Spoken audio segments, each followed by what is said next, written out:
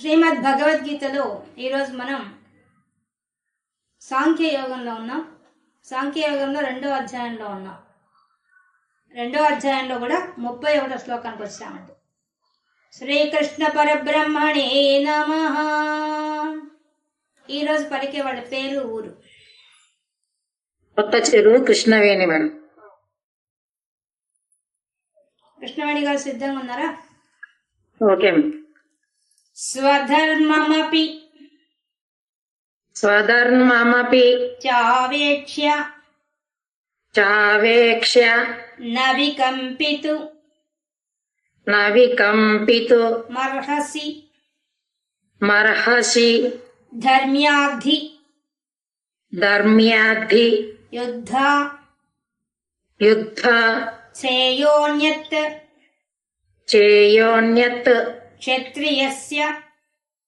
క్షత్రియస్య న విద్యతే స్వధర్మమపి చావేక్ష్య నవికంపితుమర్హసి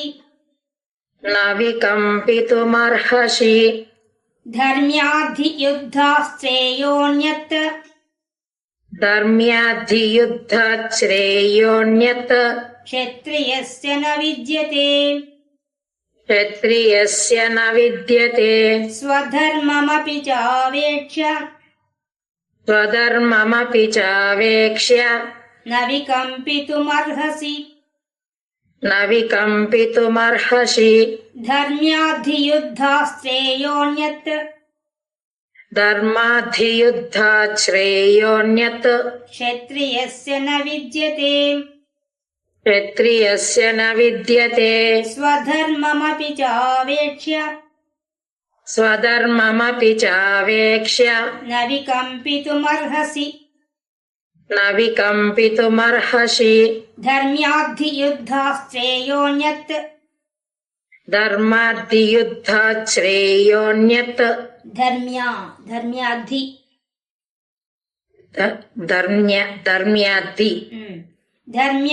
యుద్ధశ్రేయోన్యత్ ధర్మ్యాద్ధి యుద్ధశ్రేయోన్యత్ క్షత్రియస్య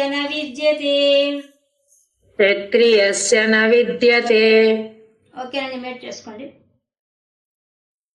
ఇక కృష్ణ పరమాత్మ ఇంకా చెప్పుకుంటూ వస్తున్నారు కృష్ణ అర్జునునికి.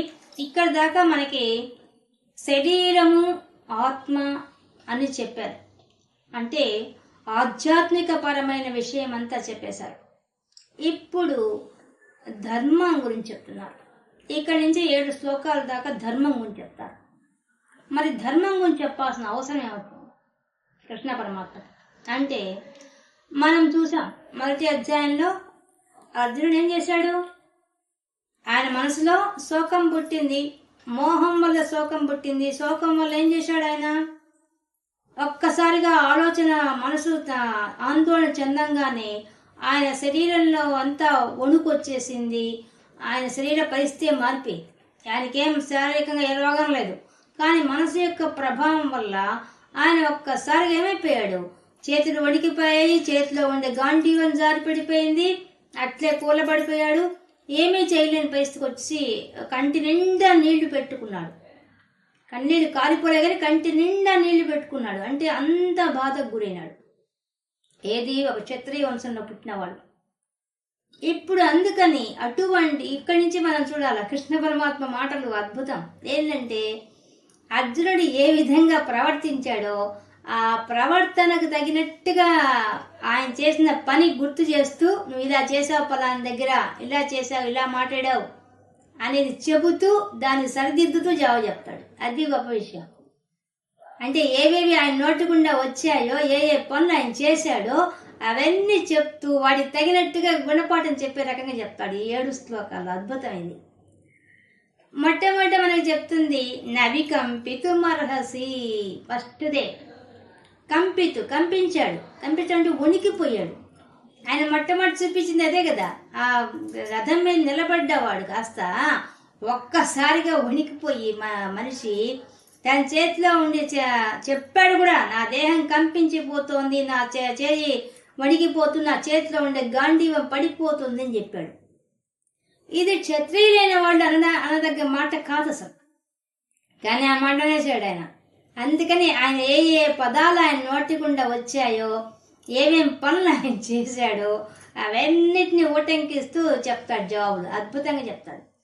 చూడండి, మొట్టమొదటి చెప్తున్నాడు, స్వధర్మమపి. నీ ధర్మం ఏందయ్యా? అసలు నీ ధర్మం ఏంది? ఓ అర్జున, నీకు ఇప్పుడు చెప్పేశాను. శరీరానికి ఉండే ధర్మం ఏముంది, ఆత్మ ఎటువంటిది అనే విషయాన్ని నీకు స్పష్టంగా చెప్పేశాను ఇన్ని శ్లోకాల్లో.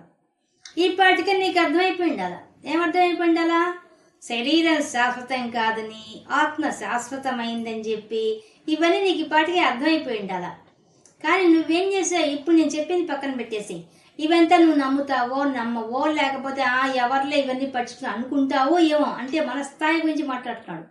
మనం అంతా ఇట్లే కదా. ఆయన ఎంత చెప్పినా ఆత్మ మనకు కనిపించదంట, అది ఆశ్చర్యవత్ పశ్యతి అని ముందే శ్లోకాలు చెప్పేశాడు.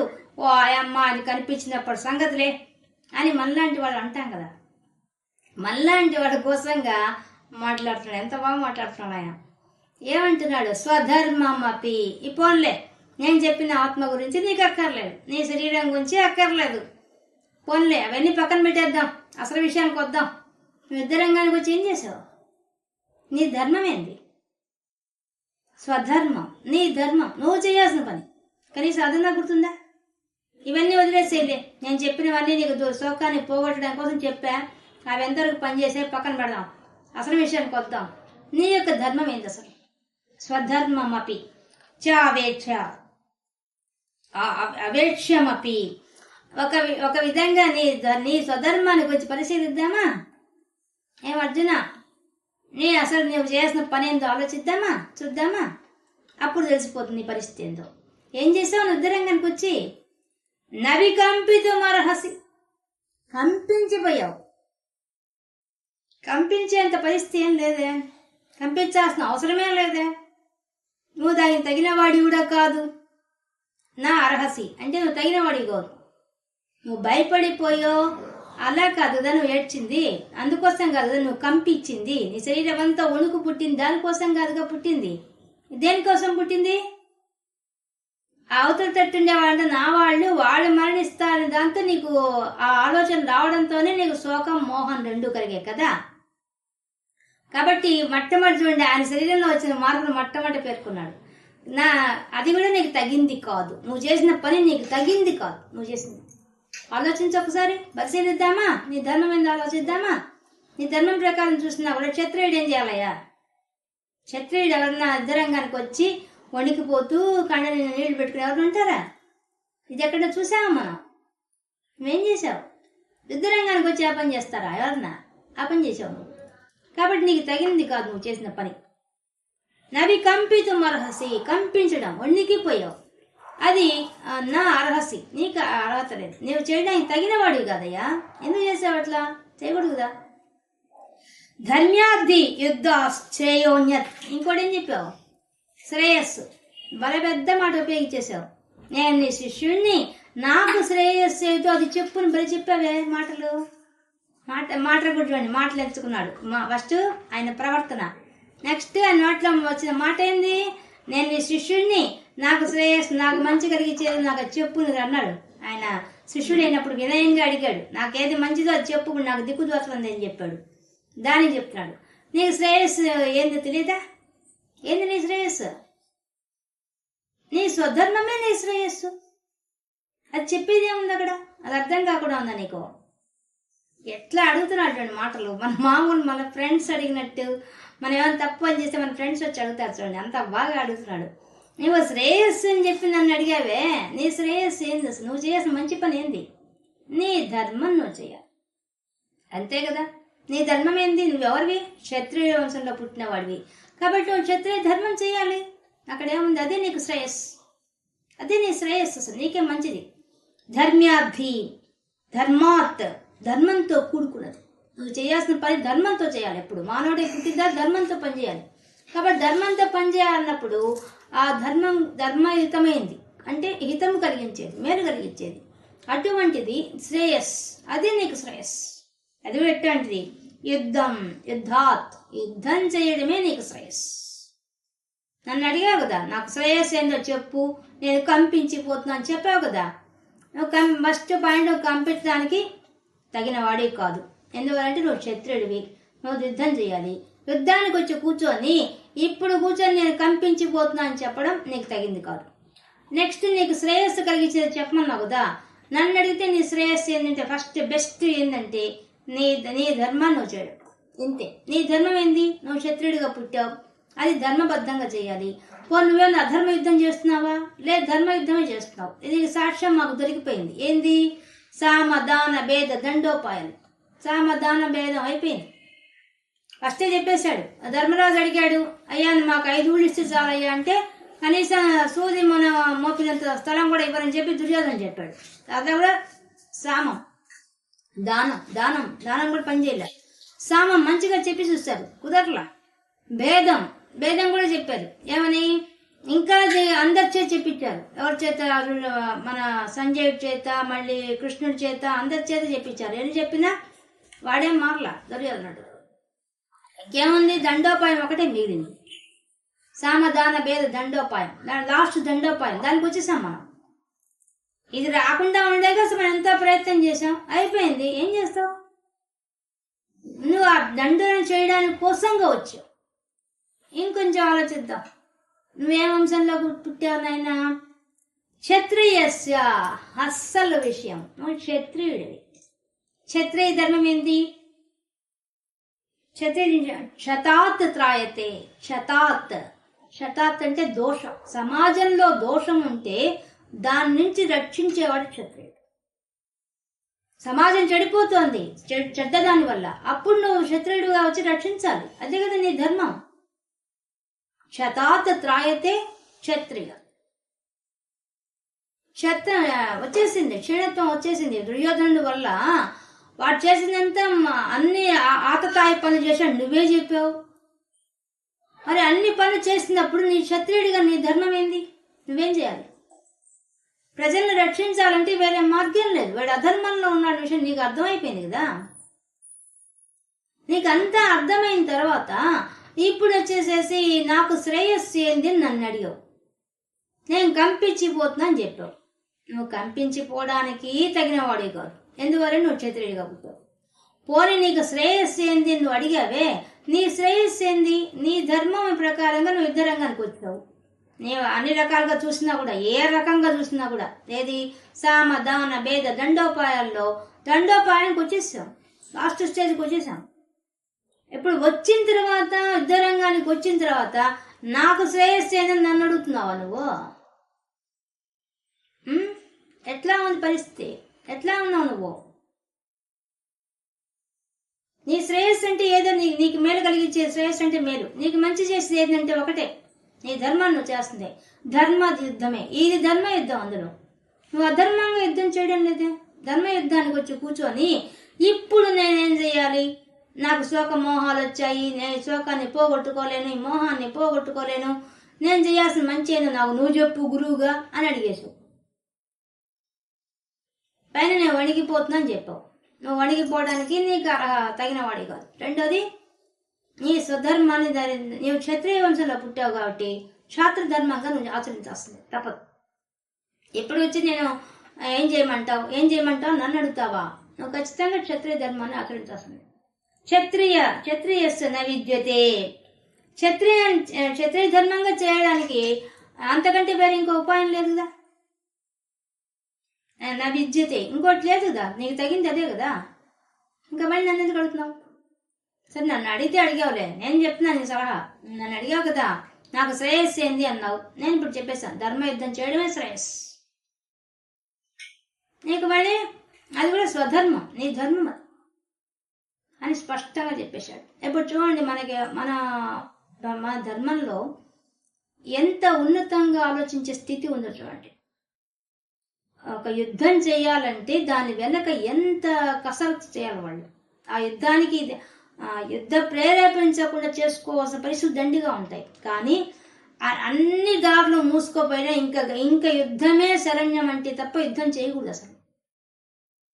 ఇంకా ఇప్పుడు ప్రపంచ పరిస్థితి ఎలా ఉందో మీకు నేను చెప్పేది ఏంటి. అన్ని రకాలుగా ప్రయత్నం చేసి ఓడిపోయి ఇంక యుద్ధం తప్ప వేరే మార్గం లేదంటే తప్ప యుద్ధం చేయకూడదు. అందులో క్షత్రియుడైన వాడు ఏం చేయాలి? సమాజంలో చెడ్డతనం వస్తే దాన్ని రూపుమాపాల్సిన వాడు ఆయనే. ఇప్పుడు మన శరీరమే ఉంది, మన శరీరంలో ఒక భాగానికి ఏదైనా రోగం వచ్చింది అనుకోండి, ఏం చేస్తారు? కాలు తీయాల్సిన పరిస్థితి వచ్చింది అనుకోండి, డాక్టర్లు నిర్దాక్ష్యంగా కాలు తీసేస్తారు, లేకపోతే ప్రాణమే పోతుంది. అందుకని ఇప్పుడు సమాజం బాగుపడాలంటే సమాజంలో దుష్ట శక్తి ఎక్కువగా ఉన్నప్పుడు ఆ దుష్టత్వాన్ని ఎవరు తీయాలి? ధర్మం తెలిసిన వాడే చెయ్యాలి. ధర్మం క్షత్రియ ధర్మంగా చేసేవాడు, యుద్ధం చేయగల కెపాసిటీ ఉన్నవాడు వాడే దండించాలి. ఇంకెవరికి దండన అధికారం లేదు. ఆ దండన అధికారంతో నువ్వు వచ్చి కూర్చొని ఒక పక్క ఇప్పుడు నేను నా శ్రేయస్సుని అడిగావు నువ్వు ఎట్లా అడుగుతున్నావు? మాట ఇట్లా మాట్లాడడం నేర్చుకోవాలి. కృష్ణుడిలాగా మాట్లాడితే ఎదుటి వాళ్ళు మాట్లాడిన దాన్ని బట్టి వాళ్ళ దాంట్లోంచి వాళ్ళ తప్పులు తీసి వాళ్ళ పదాలే వాళ్ళకి చెప్పడం ఇది వెల్ టాలెంట్. ఇది చాలా గొప్ప టాలెంట్. అది అంత సహజంగా వచ్చే విషయం కాదు. ఎదుటి వాళ్ళు అన్న మాటలన్నీ గుర్తు పెట్టుకొని దాన్ని తగినట్టుగా జవాబు చెప్పడం అనేది చాలా గ్రేట్ చెప్పడం. అది నేను మా నాన్నగారిలో చూసేది. ఆయన చాలా చక్కగా ఎదుటి వాళ్ళు మాట్లాడుతుంటే ఆ మాటలకు అట్టే కౌంట్ చేసేవాడు. ఆ మాటలు తీసుకొనే చేసేవాడు. వాళ్ళ మాటలే వాళ్ళకి వచ్చేసేవన్నమాట. అంత ఆశ్చర్యంగా అది ఎంతో అబ్జర్వేషన్ ఉంటుంది తప్పరాదు. కాబట్టి నేను ఇంత అబ్జర్వ్ చేశాడు కాబట్టి ఇది చక్కగా చెప్పేస్తున్నాడు. నువ్వు కనిపించిపోవడానికి అవకాశం లేదు, అర్హత లేదు. ఇటు శ్రేయస్సు అంటావంటే నీ స్వధర్మం చేయడమే, ఇంతకుమించి ఇంకేం లేదు. నేను క్షత్రియుడిగా పుట్టావు కాబట్టి క్షాత్ర ధర్మం చేయాల్సింది. మరి ఇప్పుడు మనకెందుకు చెప్తున్నాడు ఈ శ్లోకాన్ని? అర్జునుడి సరే మనకు కూడా చెప్తున్నాడు. మనమైనా ఏం చేస్తాం? మన పరిస్థితులు వచ్చినప్పుడు మనం ఆయనలాగా అర్జునుడిలాగా సామ దాన భేద దండోపాయాల్లాగా లాస్ట్ దండోపాయానికి రాం. మొట్టమొదటి దండోపాయానికి వచ్చేస్తాం, మొట్టమొదటి దూషణకు వచ్చేస్తాం, అందరం తిట్టడం, ఆ స్థితికి వెళ్ళిపోతాం. కానీ వాళ్ళు ఎంతో ఉత్తములు కాబట్టి, ధర్మం తెలుసు కాబట్టి వాళ్ళు 3 స్టెప్పులు దాటిపోయి 4వ స్టెప్ వచ్చారు. మనమైతే మొట్టమొదటి ముందు రైజ్ అయిపోయి అరవడమే చిన్న విషయానికి కూడా. మన సంస్కారానికి వాళ్ళ సంస్కారానికి చాలా తేడా ఉంది. అది అట్లా వచ్చినా కూడా అర్జునుడు ఆ విధంగా అనేసరికి ఏం చెప్తున్నాడు? అట్లా అనడానికి మాత్రం తగిన వాడివి కాదయ్యా అని చెప్తున్నాడు. ఇంకా మన తట్టుకు తిప్పిదే ఇప్పుడు ఎలా ఉంటుంది ధర్మం? అసలు ధర్మం గురించి చెప్తున్నారు. ధర్మం ధరించేది, ఆ ధరించే ధర్మం ఎలా ఉండాలి? మనకు యోగ శాస్త్రం ప్రకారంగా యమ నియమ అనే దాంతో మనకు ధర్మాలు చెప్పేశారు, ఎలా ఉండాలో చెప్పేశారు వాళ్ళు. కానీ మనం ఎంతవరకు ఆచరిస్తున్నాం అనేది మనం ఆత్మ పరిశీలన చేసుకోవాల్సిందే. అంతమించి ఏం చేయలేం ఇప్పుడుండే పరిస్థితులు. ఎందుకంటే మనకు తెలియదు అసలు ఇట్లాంటివన్నీ ఉన్నాయి ధర్మశాస్త్రంలో, ఇది ఉందని కూడా తెలియదు కదా మనకి. ఏదో బతికేస్తున్నాం అంతే. కానీ అసలు విషయం మనకు కూడా చెప్తున్నాడు. ఎప్పుడు క్షత్రియ ధర్మం చెప్పాడు. క్షత్రియుడు అంటే క్షతమైన దాన్ని సమాజాన్ని రక్షించాలి.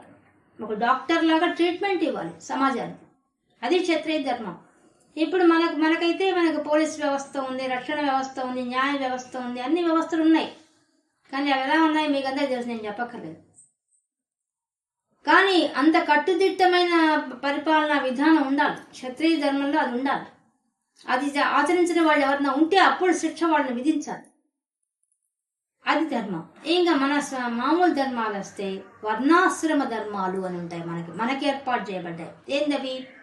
వర్ణ ఆశ్రమ ధర్మాలు. వర్ణం అంటే క్షత్రియ, బ్రాహ్మణ, వైశ్య, శూద్ర. ఈ 4ంటికి 4 ధర్మాలు ఇవ్వబడ్డాయి. మళ్ళీ వర్ణ ఆశ్రమ ధర్మాలు అంటే బ్రహ్మచర్యం, కుమార వ్యవస్థ, మొట్టమొదటి బాల్య అవస్థ బ్రహ్మచర్యం, తర్వాత గృహస్థాశ్రమం తర్వాత వానప్రస్థాశ్రమం తర్వాత సన్యాసాశ్రమం. ఇది మనకి ఏర్పాటు చేయబడింది. ఎప్పుడు ఎక్కడ ఎలా ఉండాలో కూడా ముందే డిసైడ్ చేయబడింది మనకి. బ్రహ్మచారిగా ఉన్నప్పుడు వాళ్ళు ఎలా ఉండాలి? శారీరకమైనటువంటి భోగాల కోసంగా పరిగెత్తకూడదు. బ్రహ్మచర్యంలో ఉన్నవాడు వాడు ఖచ్చితంగా పెళ్ళయ్యేంత వరకు మాత్రం బ్రహ్మచర్యగానే ఉండాల్సిందే. వాళ్ళే మగవాళ్ళైనంతే, ఆడవాళ్ళైనంతే బ్రహ్మచర్యం అంతే. పెళ్ళి అయిన తర్వాత కూడా బ్రహ్మచర్యం గృహస్థాశ్రమంలో కూడా ఉంటుంది. ఎలా ఉంటుంది? వాళ్ళు ఎవరిని పెళ్లి చేసుకున్నారో వాళ్ళ మీద తెప్పించే వేరే వాళ్ళ మీద మోహం కలగకూడదు వాళ్ళకి. అది బ్రహ్మచర్యం అసలైంది. 2-3 పెళ్లి చేసుకోవడం అట్లా అన్నీ ఉండకూడదు. అవంతా అధర్మం లెక్కకే వస్తుంది మన ధర్మశాస్త్రం, మన హిందూ ధర్మశాస్త్రం ప్రకారం. ఇంకా గృహస్థాశ్రమానికైతే ఎన్నో ధర్మాలు ఉన్నాయి. ఎన్ని ధర్మాలు ఉన్నాయి? ఉదయం లేచి పూజలు చేయాలా, జీవకోటికి సహాయం చేయాలా, ఇంటికి వచ్చిన అతిథులకి, అభ్యాగతులకి అందరికీ మనము అన్ని ఇవ్వాల్సిందే. సన్యాసులకు కూడా భిక్ష వేయాల్సిందే. అన్ని ధర్మాలు గృహస్థాశ్రమానికి ఇవ్వబడ్డాయి. అన్ని పుణ్యకార్యాలు చేసుకునే అదృష్టం కూడా మనకు గృహస్థాశ్రమానికి ఇవ్వబడింది. గృహస్థాశ్రమంలో ఉన్నవాడు సన్యాసిగా ఉండాలంటే వానప్రస్థాశ్రమానికి వచ్చినవాడు సన్యాసిగా ఉండాలి. కానీ వయసులో ఉన్నప్పుడు కూడా ఇంద్రియ నిగ్రహం కలిగి ఉండాలి. కలిగి ఉన్నంత ఉండి భగవద్ ఆరాధనలో కూడా ఉండాలి. అంటే తనకు మళ్ళీ మోక్షం రావాలి కదా, దానికి కూడా అప్పుడే ప్రయత్నం చేసుకోవాలి. వయసులో ఉన్నప్పుడే ప్రయత్నం చేయగలరు, తర్వాత చేయలేరు. కాబట్టి చిన్నప్పటి నుంచే మనకు భక్తి మార్గంలో ఉంటే తొందరగా మనం దాన్ని అందుకోవచ్చు. ఏది మళ్ళీ జన్మ లేకుండా చేసుకున్న పరిస్థితి తెచ్చుకోవచ్చు. తర్వాత వానప్రస్థాశ్రమం వచ్చిన తర్వాత ఇంకా గృహస్థాశ్రమంలో ఉండే వాటి మీద అంతా వ్యామోహం తగ్గిపోవాలి. తనకు తానే అన్నీ ఉండాలి, కుటుంబంలోనే ఉండాలి. ఉండి కూడా మనసు ప్రకారంగా దేనికి లొంగకుండా ఉండాలి. అది వానప్రస్థాశ్రమం. ఇంకా సన్యాసి అయితే ఇంక చెప్పనక్కర్లేదు. ఆశ్రమం తీసుకున్న తర్వాత ఇంకా వేటి మీద వ్యామోహం లేకుండా కేవలం పరమాత్మ మీద మనసు లగ్నం చేయడం వర్ణాశ్రమ ధర్మం. ఇవి మనకి చెప్పడ్డాయి. ఇవి కాకుండా యోగ శాస్త్రం ప్రకారం అయితే యమ నియమాలను పెట్టేశారు. యమ అనే దాంట్లో మనకు 5 అంశాలు మనకు పెట్టేశారు. ఏంది 5 అంశాలు? మొట్టమొదటి అహింస. హింస చేయకూడదు. హింస ఎట్టి పరిస్థితిలో చేయకూడదు. హింస అంటే మాట ద్వారా చేయకూడదు, మనసు ద్వారా చేయకూడదు, శరీరం ద్వారా చేయకూడదు. 3 వస్తుంది. నోటితో కూడా మనం హింసిస్తాం కాబట్టి నోటి మాట కూడా చాలా జాగ్రత్తగా ఉండాలి. ఇది అహింస. మొట్టమొదటి మన ధర్మం అది. ఈ 3 ఒకటే ఉండాలి. ఏది? మనసుతో కూడా నువ్వు ఎవరిని ద్వేషించకూడదు, నోటితో ద్వేషించకూడదు, శరీరంతో కూడా ఎవరిని హింసించకూడదు. అది అహింస. ఏ జీవరాశి కూడా హింసించకూడదు. రెండోది సత్యం. ఎప్పుడూ సత్యాన్నే పలకాలి. సత్యం వ్రతంగా పెట్టుకోవాలి. సత్యమే పలకడానికి కోసంగా అంటే ఎక్కువగా మాట్లాడకుండా ఉంటే మనకు సత్యం ఖచ్చితంగా మాట్లాడేస్తాం. అది సాధించవచ్చు, ప్రాక్టీస్ మీద వచ్చేస్తున్నది సత్యం. తర్వాత అస్థేయం. అస్థేయం అంటే ఇతరుల వస్తువులు కావాలని కోరుకోవడం, దొంగతనం వస్తుంది. అస్థేయం అంటే ఇంకోళ్ళ వస్తువుల మీద వ్యామోహం కలగడం, అలాంటివి ఉండకూడదు. అది మన ధర్మం. ఒకవేళ కలిగినా కూడా దానికి అధర్మం లెక్కకు వచ్చి పాపం దృష్టిలో వెళ్ళిపోతుంది. ఇంకా బ్రహ్మచర్యం గురించి ఇందాక మీకు చెప్పేశాను. ఎలా అయితే గృహస్థ ఎలా ఉండాలి, బ్రహ్మచారిగా ఉండేవాడు ఎలా ఉండాలి చెప్పేశాం కాబట్టి బ్రహ్మచర్యం చెప్పినట్టే. ఇక అపరిగ్రహం అంటే అన్ని కూడా పెట్టుకోవడం. తమకు ఎంతవరకు అవసరమో అంతవరకే పెట్టుకోవాలి తప్ప అతిగా ఆశపడి మాత్రం అంతా మనం పెట్టుకోకూడదు. అది అపరిగ్రహం. అంటే విపరీతమైన ఆశలు కలిగి ప్రతి వస్తువు మా ఇంట్లో చూసిన నగరలా కొనుక్కోవడం, చూసిన చీరలా కొనుక్కోవడం, ఇల్లు కొనుక్కోవడం, ఇష్టం వచ్చినట్టుగా కొనేయడం. అంత అవసరమే ఉండదు. వాటి చూసి వాడి మొహం కూడా మళ్ళీ చూడడం. అలాగా అంతా ఏర్పాటు చేసుకోవడం, ఎంత అవసరమో అంత ఏర్పాటు చేసుకోవడం అపరిగ్రహం. ఈ 5 మనకు కంపల్సరీ పెట్టేశారు. ఇంకా నియమాలు 5 పెట్టేశారు. 5 ఏంటవి? ఎప్పుడూ సంతోషంగా ఉండడం. ముందు శౌచం అంటే మానసికంగా మనసు శుద్ధంగా ఉండాలి, శారీరకంగా శుభ్రంగా ఉండాలి. శౌచం అంటారు దాన్ని. రెండోది వచ్చేసి తృప్తి, సంతోషం. ఎప్పుడు సంతోషంగా ఉండాలి మనిషి. అంతేగాని ప్రతిదానికి తలుచుకొని ఏడుస్తూ కూర్చోకూడదు. ఎప్పుడు వస్తాయి కష్టాలు, కానీ తలుచుకొని మాత్రం ఏడవకూడదు. ఎప్పుడు ఆనందంగా ఉండడానికి ప్రయత్నం చేయాలి. ఆ ఆనందమైన దాన్ని కల్పించుకోవాలి కూడా. అతక పని కల్పించుకొని ఆనందం పొందాలి తప్ప తలుచుకొని నేను దుఃఖపడకూడదు. అది మనకు పెట్టలేదు, మన ధర్మం లేదు. ఇంకా వ్రతాలు. ఏదైనా నియమపూర్వకంగా వ్రతాలు చేయడం. గృహస్థాశ్రమంలో ఉండి ఏ ఆశ్రమంలోనే ఉన్నాయి ఏదో ఒక వ్రతం చేస్తూ ఉండడం. అంటే ఇప్పుడు మనకు అయ్యప్ప దీక్ష తీసుకోవడం, భవానీ దీక్షలు తీసుకోవడం, అవంతా వ్రతాలు. ఏదో ఒక నియమం పాలన చేయడం.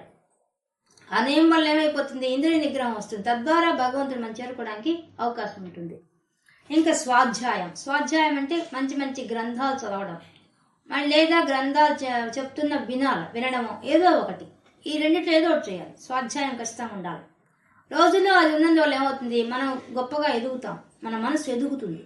వినగా మనసు ఎదిగిపోతుంది. చదవడం వస్తే చదువుకోవాలి, ఏదో ఒకటి చేయాలి. ఇంకా ఈశ్వర ప్రణిపాతం. అన్నిటికన్నా ముఖ్యమైనది భగవంతుని ఎప్పుడు నామస్మరణ వదలకుండా ఉండడం, భగవంతుని యొక్క పూజలు చేయడం. ఇది కంపల్సరీ. ఈ విధంగా మనకు 10 నియమాలు ప్రతి ఒక్కళ్ళకి. ఇది జాతి, మత, కుల, వర్గ తేడాలు లేవు. పుట్టిన ప్రతి మానవుడు చేయాల్సింది ఈ 10 పనులు. దీనికి మాత్రం ఏమీ తేడాలు లేవు. ఈ మతమా, ఈ కులమా, ఈ జాతి వాడా, ఈ కులం వాడా అనేది ఏమీ లేదు. అందరు చేయాల్సింది ఈ 10. ఇవి చేస్తేనే వాడు ఉన్నంత వరకు హాయిగా ఉంటాడు. వాడు మరణించినా కూడా మోక్షాన్ని పొందేస్తాడు, ఇంకా జన్మేస్తాడు. కానీ ఈ 10 ఆచరించడం చాలా చాలా కష్టం, కానీ ఆచరించాలి. అదే ధర్మం. ఈ ధర్మంలో కూడా మళ్ళీ మనకు వర్ణం ప్రకారంగా ఇచ్చేశారు. బ్రాహ్మణ, క్షత్రియ, వైశ్య, శూద్ర. దాంట్లో క్షత్రియులు చేయాల్సిన ధర్మాన్ని ఇక్కడ చెప్తున్నాడు స్పష్టంగా కృష్ణ పరమాత్మ. నీ ధర్మం నువ్వు చేయాల్సిందే. నీ ధర్మం ఏంది? నువ్వు యుద్ధం చేయాలి. నీకు శ్రేయస్సు ఇప్పుడు కలిగించే, నీకు మేలు కలిగించే విషయం ఏంటంటే, ఇప్పుడు ప్రస్తుతం నువ్వు అడిగావు నన్ను, నువ్వు అడిగిన దాని ప్రకారం ఏంటంటే యుద్ధమే నీకు శ్రేయస్సు. కాబట్టి నువ్వు యుద్ధం చేయాల్సిందే. నేను ఇప్పుడు చేయను, నువ్వు ఇప్పుడు మొండికేసావుదా? నేను యుద్ధం చేయలేనని చెప్పేసావు పైన, అది చెప్పావు. మళ్ళీ నేను వణిగిపోతున్నా అని చెప్పావు. నాకు శ్రేయస్సు నేను అడిగావు కూడా. అందుకని నేను 3ంటికి చెప్తున్నా జవాబు. 3ంటికి ఒకటేంది? నవి కంపితు అర్హసి. నువ్వు కంపించడానికి తగిన వాడివి కాదు. ఒళ్ళు వణికిపోయే స్థితిలో ఉండడానికి తగిన వాడివి కానే కాదు. ఎందుకంటే నువ్వు ధైర్యం, సాహసం వాటితో ఉండాల్సిన వాడివి. నువ్వు క్షత్రియ కులంలో పుట్టావు కాబట్టి నీకెప్పుడు ఏముండాలి? ధైర్యం, అమిత ధైర్యం ఉండాలి, సాహసం ఉండాలి, ప్రాణాలకు తెగించి యుద్ధం చేసే పరిస్థితి ఉండాలి. అలా కాకుండా ఇలా ఉండకూడదు. ఇది ఫస్ట్ది, నవి కంపితు అర్హసి. రెండోది ధర్మ్యాద్ధి యుద్ధాత్ శ్రేయోన్యత్. అన్యత్ ఇంకోటేం లేదు నీకు, ఇంకా వేరే చాయిస్ లేదు. ఇది తప్పితే ఇంకోటి చేస్తా ఉంటావేమో. ఇంకోటేం లేదు, ఉండేది ఒక్కటే, యుద్ధం చేయడం ఒక్కటే. నీ ముందు ఉన్న స్వధర్మం ఏంటంటే యుద్ధం చేయడం ఒకటే. చేసే ఇంతకుమించి ఏం చేయడానికి లేదు. నువ్వు ఇంతకుముందు చెప్పావు, నాకు శోకంగా ఉంది, మోహంగా ఉంది అని చెప్పావు కదా. దానికి సంబంధించిన విషయం అంతా నీకు ముందు శ్లోకాల్లో చెప్పేశాను, మొత్తం చెప్పేశాను. నీ శరీరం అంటే ఏంది, నీ ఆత్మ అంటే ఏంది, మొత్తం చెప్పేశావు కదా. దాని ద్వారానే నీలో మార్పు రావాలి. నేను చెప్పిన దానికి నాకు అది అర్థం కాలేదే అంటావేమో, అందుకని ఇప్పుడు అసలు విషయం చెప్తున్నా. ఏంది అసలు విషయం?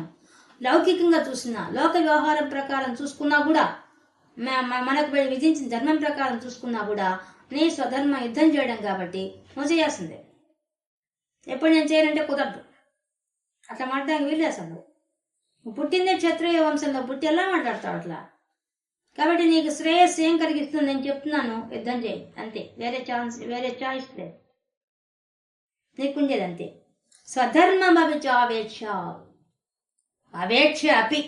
నీ ఒకవేళ నిన్ను పరిశీలించినట్టయితే నువ్వు పుట్టిన దాన్ని బట్టి, నువ్వు పెరిగిన దాన్ని బట్టి, నువ్వు ఉండాల్సిన స్థితి బట్టి ఆలోచించినా కూడా, అట్లా ఆలోచించినా కూడా స్వధర్మం, నువ్వు నీ ధర్మాన్ని నువ్వు చెయ్యాల్సిందే. అది కూడా ఏంది? నవి కంపితు అర్హసి. నువ్వు కంపించిపోయి వణికిపోవడానికి తగిన వాడివి కానే కాదు. నా అర్హసి, నీకు తగిన వాడివి కావు. ధర్మ్యాద్ధి, ధర్మంతో కూడినటువంటి యుద్ధమే. కాబట్టి యుద్ధ అన్యత్ క్షత్రియస్య న విద్యతే. నువ్వు క్షత్రియ ధర్మం ప్రకారం చూసుకున్నా కూడా నీకు శ్రేయస్సు ఏంటంటే యుద్ధం చేయడమే. ఇంతకంటే వేరే లేదు కదా. నా విద్యతే, ఇంతకంటే వేరే అన్యత్ నా విద్యతే, ఇంకోటి ఇంక లేదు. నువ్వు చేయడానికి ఛాన్స్ ఇంకేం లేదు, ఉండేది ఒకటే ఛాన్స్. నీ ముందుండే కర్తవ్యం ఒకటేనయ్యా. ఏందా కర్తవ్యం అంటే యుద్ధం చేయడం. అది కూడా క్షత్రియ ధర్మం ప్రకారం చేయాలి. నువ్వు అధర్మంగా చేయడం లేదు. మొట్టమొదటి నువ్వు గుర్తుపెట్టుకోవాల్సింది అధర్మంగా చేయడం లేదు. నువ్వు ధర్మ యుద్ధమే చేస్తున్నావు. ఎందువల్ల? మనం ప్రకారంగా మనం ప్రయత్నం చేశాం. సామ దాన భేద దండోపాయానికి వచ్చేసాం. 3 పాయింట్లు అయిపోయినాయి. 3ఇంట్లో వాళ్ళు ఓడిపోయారు. వాళ్ళు దానికి లొంగలేదు, దుర్యోధనాదులు. కాబట్టి మనం దండన ఇవ్వడానికి వచ్చాం. దండన ఇవ్వడానికి వచ్చి కూర్చొని ఇప్పుడు నేను దండించలేను అంటే నిన్ను నమ్ముకున్న వాళ్ళు ఏం కావాలి? సమాజం ఏం కావాలి? సమాజం గురించి ఏమైనా ఆలోచించావా? నిన్ను నమ్ముకోనే కదా సమాజం అంతా సిద్ధపడింది. నీకెందుకు ఇంతమంది అక్షోహిణి సైన్యం అంతా ఎందుకు యుద్ధానికి వచ్చారు? నిన్ను నమ్ముకొని ఎందుకు వచ్చారు వాళ్ళంతా? వాళ్ళకు తెలియకనా? అధర్మాన్ని తట్టుకోలేకపోతున్నారు వాళ్ళు కూడా. కాబట్టి అధర్మాన్ని జయించగల శక్తి నీకు ఉంది. ఇప్పుడు వచ్చి నేను కంపించిపోతున్నానంటావేంటి? ఏంది ఇట్లా మాట్లాడచ్చా నువ్వు? ఏవేమి మాటలు వచ్చే అర్జునుడి నోట్లోంచి వాటన్నిటికీ జవాబు చెప్పాడు. మొదటి కంపితుమర్హసి, నువ్వు కంపించడానికి తగిన వాడి కాదు అంటే వణికిపోయాడు కదా మొట్టమొదటి శారీరకంగా, శరీరం సంబంధించి చెప్పేశాడు. రెండోది శ్రేయస్సు ఏందని అడిగాడు. శ్రేయస్సు కూడా బాగా చెప్పాడు, స్వధర్మం, నీ ధర్మం నువ్వు చేయాల్సింది. అది కూడా నువ్వు ఎక్కడ ఏ ప్లేస్తో నిలబడినావు, క్షత్రియ ధర్మంగా నిలబడినావు.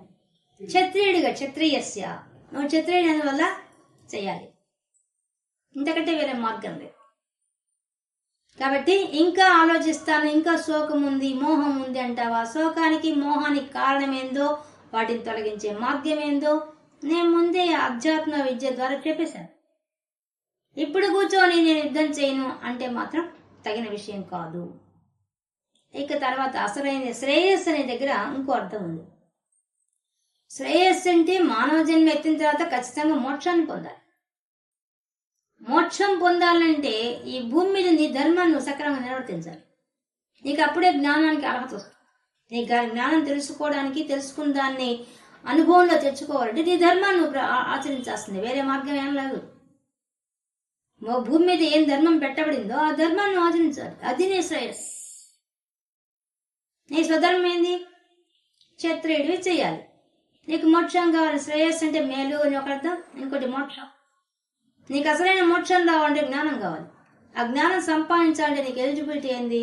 నీ స్వధర్మాన్ని నువ్వు చేయాలి.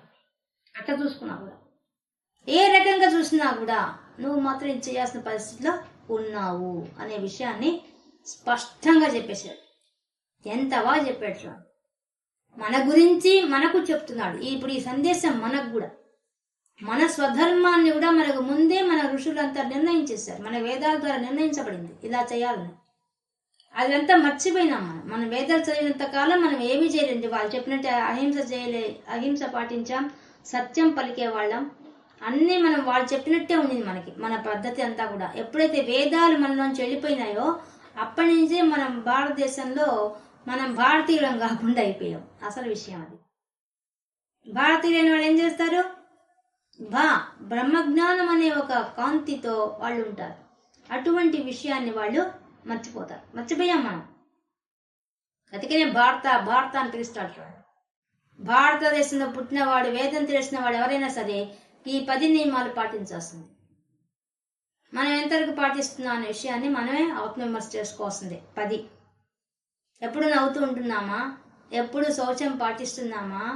ఎప్పుడు నియమాలు పెట్టుకుంటున్నామా? ఎప్పుడు మనం తపస్సు, నియమం అంటే తపస్సు. మనం ఏదైనా తపస్సుగా చేస్తాం. మనం చదువుకునేటప్పుడు అప్పుడు కూడా ఉంది మనకి, మన జీన్స్ లోనే ఉంది. కాబట్టి ఇప్పుడు మన చూడండి, పిల్లకాయలు చదివితే ఎంత ఘోరంగా చదువుతున్నారండి. ఒక్కొక్క ఎన్ని సబ్జెక్టులు ఏమేమి చదువుతున్నారు, తపస్సు చేసినట్టుగా చదువుతున్నారు. కానీ వాటి వల్ల ఆత్మ సంతృప్తి లేదు. వాళ్ళకు కాంపిటీషన్ స్పిరిట్ అని చెప్పేసి వాళ్ళకు టెన్షన్ పెడుతున్నారు తప్పితే వాళ్ళకి ప్రశాంతత లేదు. కానీ నిజానికి మన వేద విజ్ఞానం ఉన్నంతకాలం మనం అంతా అందరూ ప్రశాంతంగా జీవించేవాళ్ళు. ఒకరికి సహాయం చేసుకుంటూ, ఒక్కొక్కరికి అందించుకుంటూ చేసుకునేవాళ్ళు. మన దేవాలయ వ్యవస్థ చూడండి. దేవాలయ వ్యవస్థలోని ఎంత ఐకమత్యము, ఎన్ని పనులు ఉన్నాయి చూడండి. ఒక శిల్పులు చెక్కే వాళ్ళ దగ్గర నుంచి, అక్కడ పనిచేసే పూల తోటను పెంచే వాళ్ళ దగ్గర నుంచి అందరూ పనులు పంచుకొని, శాస్త్రం చదువుకున్నాడు ఆ గుళ్ళోనే కూర్చొని చెప్పేవాడు. వైద్యం చేసేవాడు ఆ గుళ్ళో కూర్చొని వైద్యం ఫ్రీగా చేసేవాడు. చదువు చెప్పేవాడు ఫ్రీగానే చదువు చెప్పేవాడు. అది మన సంస్కృతి, మన వేదాల్లో ఉన్న సంస్కృతి. అది ఒక గుడి అంటే అదే దేవాలయం, దేవతలు కూర్చునే ప్రదేశం అది. అలా చేసాం మన మనుషుల్లోనే దైవత్వాన్ని చూసి మనుషులకంతా ఒకరినొకరు సహకరించుకునే అంత గొప్ప స్థాయిలో ఉన్నాయి దేవాలయాలు. వేరే విజ్ఞానాన్ని అంతా అక్కడ పంచేవాళ్ళు. బ్రాహ్మణులు కూర్చొని యజ్ఞయాగాది క్రతువులు అక్కడే చేసేవాళ్ళు. ఒక పక్క యజ్ఞం జరుగుతుంటే, ఒక పక్క గురుకులాలు జరుగుతుంటే, ఇంకో పక్క వైద్యం జరుగుతుంటే, సమాజంలో అన్ని వృత్తుల వాళ్ళకి, అన్ని రకాల మనుషులకి అన్ని ఉచితంగా అందే రకంగా ఇచ్చుపుచ్చుకునే ధోరణితో ఉండేవి. ఎవరికి ఏ విద్య వచ్చో ఆ విద్యను వాడు ఫ్రీగా ఇచ్చేవాడు. దానివల్ల అందరూ ఇచ్చిపుచ్చుకునే వస్తువు మార్పిడి తప్పితే వ్యాపారం లేదు. అందువల్ల మనం అందరం ప్రశాంతంగా మన ధర్మాన్ని మనం ఆచరించేవాళ్ళం. ఇప్పుడేమైపోయింది? ఇచ్చి పుచ్చుకునే ధోరణి పోయి వ్యాపారం ఎప్పుడైతే ప్రవేశించిందో అప్పుడు అధర్మం, అసత్యం అన్ని ప్రవేశించేసాయి. అందువల్ల మనం ఇప్పుడు పాపం చేసే వాళ్ళకి మనస్ఫూర్తిగా చెప్పాలని అనిపించదు, కానీ వాళ్ళు ఆ ధర్మం ప్రకారం చెప్తుంటారు, అసత్యం చెప్పాల్సింది. అలాగే వ్యాపార దృష్టితో చేసే వాళ్ళంతా కూడా దానికి తగిన టెక్నికల్ మాటలు మాట్లాడొస్తారు. కానీ నిజానికి వస్తు మార్పిడి ఉన్నంత కాలంలో ఎవరి దగ్గర ఏ వస్తువు ఎక్కువ ఉంటే ఆ వస్తువు ఇచ్చి తీసుకొచ్చుకునేవాళ్ళు. అప్పుడు అది సమానత్వంగా అయిపోయింది. దాంట్లో ఎక్కువ తక్కువ లేవు. ఇంకా ఎవరికి ఏ విద్య వస్తే ఆ విద్య ఉచితంగా ఇంకోళ్ళకి ఇచ్చేసేవాళ్ళు అంతే. గురుకులాలు కూడా అట్లే ఉన్నాయి కదా. విద్యా వ్యవస్థ అందులో భోజనం పెట్టి పిల్లలకు నేర్పించేవాళ్ళు, వాళ్లే పెట్టి. కాకపోతే వాళ్ళకు పోషణార్థంగా ఎవరికి డబ్బు ఉంటుందో వాళ్ళు పోయి వాళ్ళకు తినడానికి కావాల్సిన సరుకులు అన్ని వాళ్ళు ఇచ్చేవాళ్ళు. వాళ్లే ఎవరిని పోయి అడిగేదేం లేదు. వాళ్ళ పిల్లల్ని చదివించేవాళ్ళు వాళ్లే పోయి అన్ని ఇచ్చి పిల్లకాయ తిండి పెట్టే రకంగా ఏర్పాటు చేసి ఆ చదువులు చెప్పే రకంగా వాళ్ళని ఏర్పాటు చేసుకున్నారు. వాళ్ళు అంత బాగా చెప్పేవాళ్ళు కూడా, పిల్లల మీద శ్రద్ధ భక్తితో చెప్పేవాళ్ళు, వాళ్ళు అంకిత భావంతో చెప్పేవాళ్ళు. అక్కడ వ్యాపారం లేదు. ఇప్పుడు మన విద్యా విధానం వ్యాపారం కానిది ఏమని చెప్పండి. దేవాలయ వ్యవస్థ వ్యాపార వ్యవస్థగా మారిపోయింది. ఒక దేవాలయంలోనే ఇంత సంస్కృతి ఉండేది, ఆ సంస్కృతి అంతా వెళ్ళిపోయింది. కేవలం ఒక వేద విజ్ఞానం పోవడం వల్ల, మన సంస్కృత భాష పోవడం వల్ల అంతా వెళ్ళిపోయింది. ఇది మన ధర్మం. ఈ ధర్మాన్ని మనకు గుర్తు చేస్తున్నాడు. స్వధర్మం అని చెప్తున్నాడు. కనీసం మనం తెలుసుకుంటే కొద్దిగానే ప్రయత్నం చేస్తే సత్యం పలకడం, అహింస చేయకుండా అహింస పాటించడం, మళ్ళీ అస్థేయం ఇతర విషయ వస్తువులను కావాలని కోరుకోకుండా ఉండడం, అట్లాంటివనే కనీసం చేయొచ్చు మనం ప్రయత్నం చేస్తే. ఇంకా బ్రహ్మచర్యం, ఇంద్రియ నిగ్రహం కలిగి ఉండడం, ఒకే భార్య ఒకే భర్త అన్నట్టుగా ఉండడం, ఇవే మనం సాధించవచ్చు. అపరిగ్రహం కూడా ఎక్కువగా కూడా పెట్టుకోవడం, ఇంటి నిండా వస్తువులు పెట్టుకోవడం కాకుండా ఏది అవసరం అవి పెట్టుకోవడం, ఇవన్నీ మనం చేయొచ్చు. మనం ప్రయత్నం చేస్తే ఇట్లాంటివి మనం చేయొచ్చు. అది ఎప్పుడూ సంతోషంగా ఉండడం, ఇది మనం చేయొచ్చు. మన చేతిలో ఉండేదే. మన మనసుకు మనం చెప్పుకొని మనం చేయొచ్చు. శౌచం, మన శుభ్రంగా ఉండడం, మనసు శుభ్రంగా ఉండడం, శరీరం శుభ్రంగా ఉండడం, ఇది మనం చేయగలం. ఇంకా నియమాలు మన ఇష్టం. ఏదన్నా ఏ వ్రతం చేసినా, వరలక్ష్మి వ్రతమో లేకపోతే శివరాత్రియో ఏదో ఒకటి మనం చేస్తాం కదా. ఏదో మనకు సంవత్సరం అంతా పండగ, ప్రతి పండగకి ఒక నియమం ఉంటుంది. ఆ నియమం ప్రకారంగా మనం అది ఈజీనే మనం చేసేయచ్చు. ఇంకా స్వాధ్యాయం, ఇది కూడా మనం చేయొచ్చు. మంచి మంచి గ్రంథాలు చదవడం, లేదా ఎవరైనా చెప్తుంటే వినడం, స్వాధ్యాయం కూడా సాధారణం. ఇంకా ఈశ్వర ప్రణిపాతం, ఇది మనకు సులభమైంది. ఉదయం లేచి మన రాత్రి పడుకునేదాకా ఏదో ఒక నామస్మరణ చేసుకోవడం, ఇది మనకు. ఇవన్నీ ఎందుకు అలవాటు చేశారు? ఇంకో జన్మ లేకుండా ఉండడానికి తగిన మార్గం ఏంటంటే ఇదే మన స్వధర్మం. మనకు ఈ స్వధర్మాన్ని మనకు ముందే ఏర్పాటు చేశారు. కానీ మనకి ఇవన్నీ వేద విజ్ఞానం పోవడంతో మనకు తెలియకుండా పోయినాయి అంతే. తెలుసుకొని ఆచరిస్తూ ఉంటే మనకు సులభంగానే ఉంటుంది, కష్టమేం కాదు, ఆచరించవచ్చు. ఇది మనకు సాంఖ్య యోగంలో మనం ఈరోజు 31వ శ్లోకంలో ఉండే విశేషాంశాలని తెలుసుకున్నాం.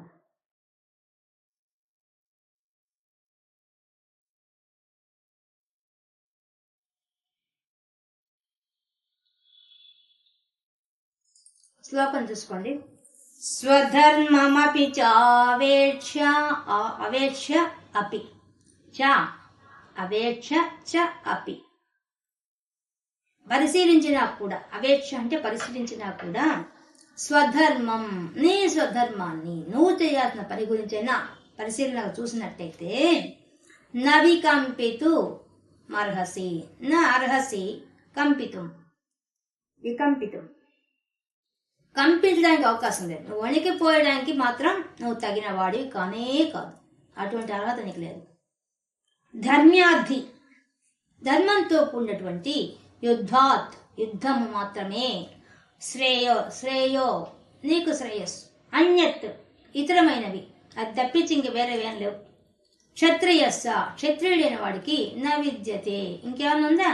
ఇంకేం లేదు కదా అని అంటున్నాడు. ఇంకోటి లేదు కదా, ఉండేది ఒకటే. క్షత్రియుడు చేసే పని సమాజాన్ని రక్షించాలి, అదే వాడు చేస్తారు. సమాజానికి రోగం వచ్చింది, ఆ రోగానికి ట్రీట్మెంట్ ఎవరు ఇవ్వాలి? క్షత్రియుడే ఇవ్వాలి, ఇంకెవరు ఇస్తారు? కాబట్టి నువ్వు క్షత్రియ ధర్మంగా నువ్వు ట్రీట్మెంట్ ఇవ్వాలి, నువ్వు డాక్టర్వి. కాబట్టి సమాజానికి రోగం వచ్చింది, దానికి చీడ పురుగు పట్టింది, నువ్వు డాక్టర్వి కదా, ట్రీట్మెంట్ ఇవ్వు, అది నీ డ్యూటీ అని స్పష్టంగా చెప్పేశాడు కృష్ణ పరమాత్మ ఈ శ్లోకం ద్వారా. ఆయన పదాలే ఆయనకు చెప్పాడు. చూడండి, నేను కంపించిపోతున్నాను అన్న దానికి నవి కంపితు. మళ్ళీ శ్రేయస్సు ఏంది అనేది శ్రేయస్సు. రెండు పదాలు తీసుకొచ్చి ఆయన మాటలు ఆయనకే చెప్పేశాడు. ఇది మాట్లాడే టాలెంట్. మనం ఎన్ని విషయాలు తెలుసుకోవచ్చండి కృష్ణ పరమాత్మ మాట్లాడే ప్రతి మాట నుంచి. అసలు మాట్లాడడం అంటే ఇది అనే విషయం మనం తెలుసుకోవచ్చు. అద్భుతంగా ఉంటాయి మాటలు. ఈయన ఎట్లా ఉంటాయి. మధ్య మధ్యలో అర్జునుడు అడిగే ప్రశ్నలు కూడా వినయంగా ఒక శిష్యుడు ఎలా ఉండాలో అర్జునుడిని చూసి తెలుసుకోవచ్చు. ఇంత గొప్పగా మాట్లాడుకుంటారు వాళ్ళు. ఇదండి 31వ శ్లోకం.